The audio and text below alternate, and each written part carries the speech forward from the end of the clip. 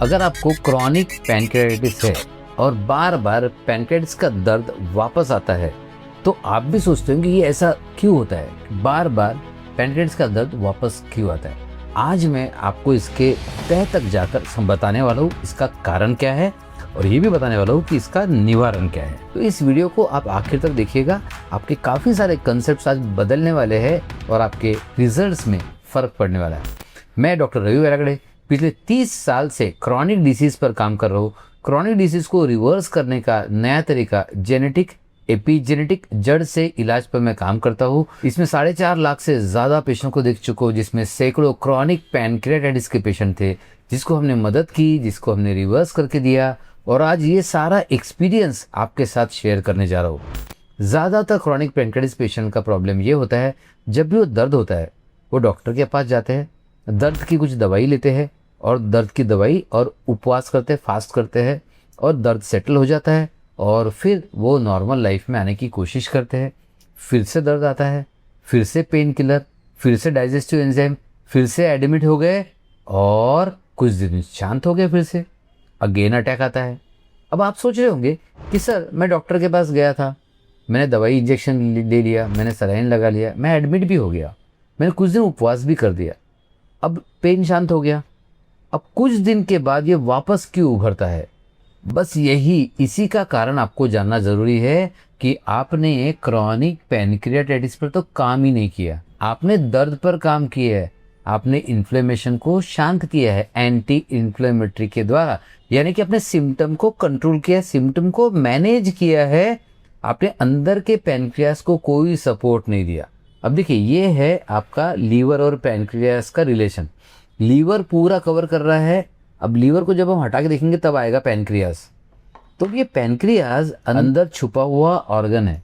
अब ये छुपा हुआ ऑर्गन है, ये लीवर के कांटेक्ट में भी है, ये स्प्लीन के कांटेक्ट में भी है, यानी कि लीवर और स्प्लीन में कोई प्रॉब्लम हो तो भी पैनक्रियास को फर्क पड़ सकता है। साथ ही साथ ये इंटेस्टाइन को टच है तो उससे भी इसका फर्क पड़ता है, यानी कि पैनक्रियास बहुत सारे ऑर्गन से घिरा हुआ है। अब सपोज आपने सिर्फ पेन किलर दिया, पेन किलर से टेम्पररी इसका इन्फ्लेमेशन कम हो गया। अब ये अगर इन्फ्लेमेशन कम हो गया, प्रॉब्लम सॉल्व नहीं हुआ, प्रॉब्लम हो सकता है पैनक्रियाज में हो, प्रॉब्लम हो सकता है इंटेस्टाइन में हो, प्रॉब्लम हो सकता है लीवर में हो, स्प्लीन में हो, लेकिन आपने कोई चीज़ पर ध्यान नहीं दिया है, आपने सिर्फ इंजेक्शन लिया है, यानी कि सिम्टम कंट्रोल किया है। तो जो भी कारण होगा इस पैनक्रियाज को स्वेलिंग लाने वाला, यानी कि इन्फ्लेमेशन लाने वाला कारण को तो आपने हटाया नहीं, और कारण को नहीं हटाओगे तो कारण का काम क्या है? बार बार इस पैनक्रियास को कुरेदना, तकलीफ देना, इन्फेक्शन पहुंचाना, इन्फ्लेमेशन पहुंचाना, इसको प्रॉब्लम में लाना। तो सपोज अगर लीवर में प्रॉब्लम है, लीवर का इन्फेक्शन पैनक्रियास पर असर कर रहा है या किसी और वजह से, तो आपने क्या किया? पेन किलर लिया पेन को किल करने के लिए, इन्फ्लेमेशन कम करने के लिए, बट आपने सोचा ही नहीं और ये आजू बाजू के ऑर्गन्स तो बार बार इसको बीमार कर सकते हैं। तो देखिए ये लीवर है जो 500 से ज़्यादा फंक्शन करता है।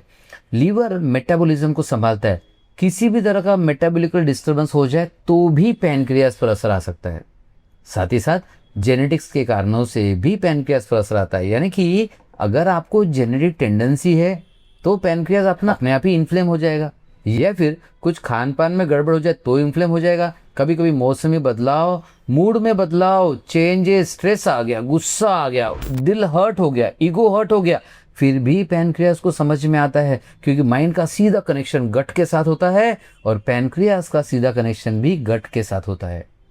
गट में प्रॉब्लम आ गया, इंडाइजेशन हो गया, किसी भी कारण से पैनक्रियास डिस्टर्ब हो सकता है। तो आपको ध्यान रखना है, अगर आप सिम्टम कंट्रोल करेंगे तो टेम्परेरी आराम होगा, अगर आप कारण ढूंढ के कारण को कंट्रोल करेंगे या ख़त्म करेंगे तो लॉन्ग टर्म आराम होगा। जैसे अगर लीवर का मेटाबॉलिक प्रॉब्लम है तो पहले मेटाबॉलिज्म को ठीक करो, अगर जेनेटिक प्रॉब्लम है, जेनेटिक टेंडेंसी है तो जीन्स पर भी एपी जेनेटिक्स के द्वारा काम किया जा सकता है, तो जीन्स पे काम करो। अगर आपको लगता है कि टॉक्सिन्स के वजह से डैमेज है तो डिटॉक्स करना चाहिए। अगर लगता है कि स्ट्रेस के वजह से, कॉर्टिसोल बढ़ने की वजह से डाइजेशन खराब होकर ये खराब हो रहा है तो उसके लिए भी दवाई आती है, उसके लिए भी ट्रीटमेंट आता है।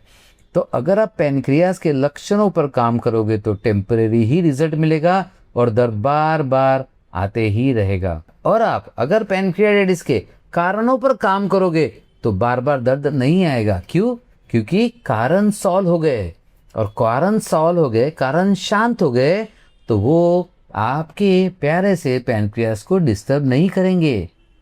कारण सॉल्व तो प्रॉब्लम सॉल्व, राइट? तो ऐसे ही अगर आपको लगता है दर्द बार बार आ रहा है तो ये वीडियो आप पूरी तरह से दोबारा सुनिए, सेव कर लीजिए, इसे किसी के साथ शेयर कर दीजिए और इसको फॉलो कीजिए कि सिर्फ लक्षणों का कंट्रोल नहीं करेंगे, अभी हम जड़ का इलाज करेंगे।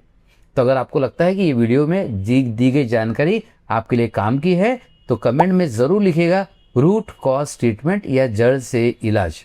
और अगर आपको किसी तरह की हेल्प चाहिए तो हमारी टीम आपको गाइड कर सकती है। और अगर आपको कोई सजेशन होगा तो कमेंट में ज़रूर लिखिएगा, बिकॉज हम आपका सजेशन बहुत सीरियसली लेते हैं। हर कमेंट को मैं पढ़ता हूँ और उस पर फिर से एक वीडियो बनाऊंगा आपके लिए। आपके कमेंट पर अगर वीडियो बनवाना चाहते हो तो कमेंट में वो टॉपिक ज़रूर लिखिएगा।